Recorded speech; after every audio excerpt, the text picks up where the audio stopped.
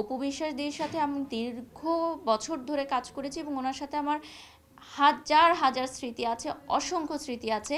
কাজের বাইরে ওনার সাথে আমার কোনো কথাই হয় না এবং ওনার সাথে আমার অল্প কিছু কাজই হয়েছে। না আসলে সোশ্যাল মিডিয়াতে দেখা যাচ্ছে যে সব সময় দেখা যায় যে দুটো গ্রুপ, দুটো ফ্যান ক্লাব এরকম কাজ করে, কিন্তু আমরা কাজের জায়গা থেকে কখনোই কিন্তু এরকম মনে করি না। তাদেরকে জাস্ট অ্যাজ আ চিত্রনায়িকা ট্রিট করি। এবং বুবলি আপুর প্রসঙ্গে যেটা আপনি বললেন যে ওনার সাথে কাজের জায়গাটা আমার খুবই প্রফেশনাল, কাজের বাইরে ওনার সাথে আমার কোনো কথাই হয় না এবং ওনার সাথে আমার অল্প কিছু কাজই হয়েছে।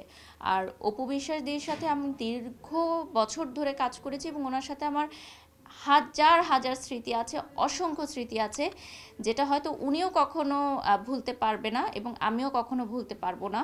আমরা কাজ করব কত বছর সেটাও জানি না, বা কত বছর আমরা বেঁচে থাকবো সেটাও কিন্তু কেউ জানে না, কিন্তু এই স্মৃতিগুলো সবসময় চোখ বন্ধ করলেও মনে পড়ে, চোখ খুললেও মনে পড়ে। আমি সবসময় বলি যে আমি কখনোই অতীত ভুলে যাই না। আমার অতীতে যারাই আমাকে সাপোর্ট করেছে এই সেক্টরে, তাদের মধ্যে গৌতম সাহা দাদা, অপু বিশ্বাস দিদি অন্যতম।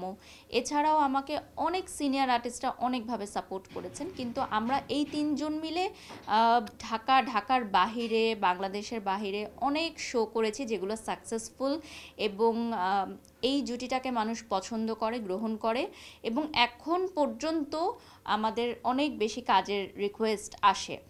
তো ইনশাল্লাহ আবারও হয়তো কাজে দেখা যাবে। না আসলে অভিমানের কোনো জায়গা নেই। দেখা যায় যে মানুষের এক এক সময় এক এক ধরনের ইচ্ছা জাগে, বা বিজনেস যারা করছেন তারাও এক এক সময় আর্টিস্ট বদলে কাজ করতে পছন্দ করেন। তো এটা আসলে অর্গানাইজাররা ঠিক করেন যে কখন কাকে নিয়ে কাজ করবে। আমরা তো শুধুমাত্র আর্টিস্ট, তো আমরা চাইলেও কিন্তু বলতে পারি না যে আমার ভাইকে নেন বা আমার বোনকে নেন, তাহলে তো মিডিয়া অঙ্গনটা আত্মীয় স্বজনেরই হয়ে যেত, তাই না? একজন বাড়ি শপের কাছে জানতে চাইবো, ব্র্যান্ড প্রমোটারের কাছে না, যে বাড়ি শপ অপুদির সাথে কাজ করতে কতটা আগ্রহী এবং কি ভাবছে আসলে, কতটা উদ্গ্রীব তার সাথে কাজ করার। ডেফিনেটলি উনি বাংলাদেশের একজন সুপারস্টার এবং আমি সবসময় বলি উনি আমার একজন আইডল। উনি একজন আইকনিক লেডি, পাশাপাশি উনি একজন মা। তো আমি আমার সকল ইন্টারভিউতেও বলেছি, এখন যে আমি অন্য রকম কথা বলবো এরকম না, ভালোবাসার জায়গাটা সবসময় থাকবে।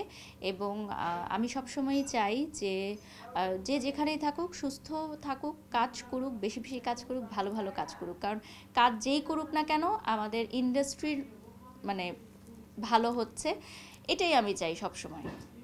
আমি সকলের উদ্দেশ্যে এটাই বলতে চাই যে আমাদের এই ছোট্ট জীবনে ঘৃণার জায়গাটা অনেকই কম রাখা উচিত। আর যেহেতু সামনে বিশ্ব ভালোবাসা দিবস আসছে, ভালোবাসাটা আরও বাড়িয়ে দেওয়া উচিত। আর আমার জন্য ভালোবাসা একটি দিনকে যে আমরা আঁকড়ে ধরবো এরকম না, সবসময় ভালোবাসার ছড়িয়ে দেওয়া উচিত, পজিটিভিটি ছড়িয়ে দেওয়া উচিত, নেগেটিভিটি থেকে দূরে থাকা উচিত। আসলে আমার শোবিজ ইন্ডাস্ট্রিতে এখন পর্যন্ত কারো সাথেই কোনো ব্যক্তিগত দ্বন্দ্ব নেই, কিন্তু মাঝে মধ্যে কেউ যদি আমাকে আকার ইঙ্গিত করে কোনো প্রকার মন্তব্য করে যেটা আসলে একেবারেই অনুচিত, সেই জায়গা থেকে তখন আমি পাল্টা উত্তর দিতে পছন্দ করি।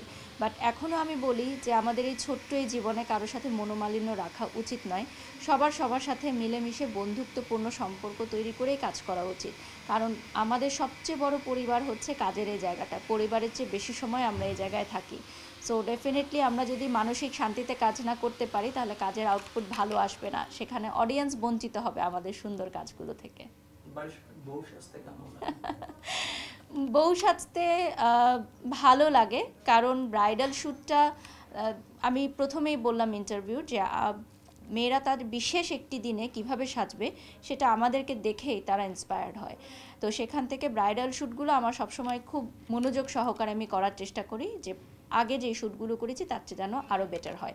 আর আজকে যেহেতু একজন ইন্টারন্যাশনাল মেকআপ আর্টিস্টের সাথে কাজ করছি এবং উনি আমাদের ফুল টিমের সাথে কাজ করে অনেক বেশি স্যাটিসফাইড, হ্যাপি।